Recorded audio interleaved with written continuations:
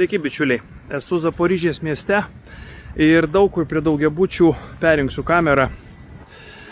Dalykai. Vienur, kitur dangteliai, liukai, kai kurie užpilti žemėm. O pavyzdžiui, čia šitas privarytas kažkokio šlamšto. Ir buvo neaišku, ką aš čia sugalvom vieną patikrinti su bilu. Va.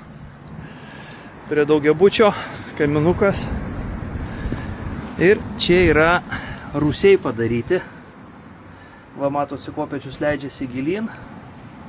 Ir paskui rūsys į šoną. Taikos metu šie rūsiai tarnauja kaip uogienėm laikyti sandėliukai.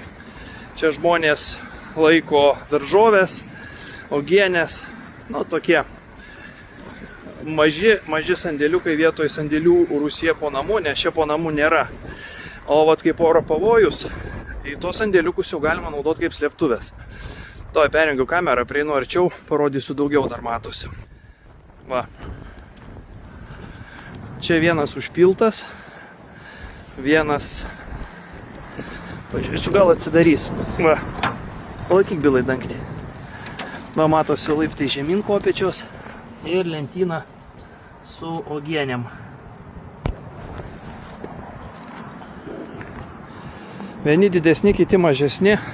Va čia šitas visai mažas, tik tai nusileidus stelažai matosi sudėta. O čia dar keli, šitą irgi buvom atidarę. Čia irgi tik tai mažas nusileis ir stelažai. Bet va tas vieną buvom radę didžiulį. Tai ten ne tik, kad nusileidė, ten ir po žemė patalpa. Nu, žodžiu, visai nebloga idėja slėptuvių įsirengimui daugiabučiuose, kuriuose nėra rūsių.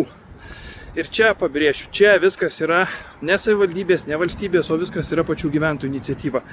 Patys savo lėšom, savo iniciatyvą įsirengė štai tokius požeminius rūsius.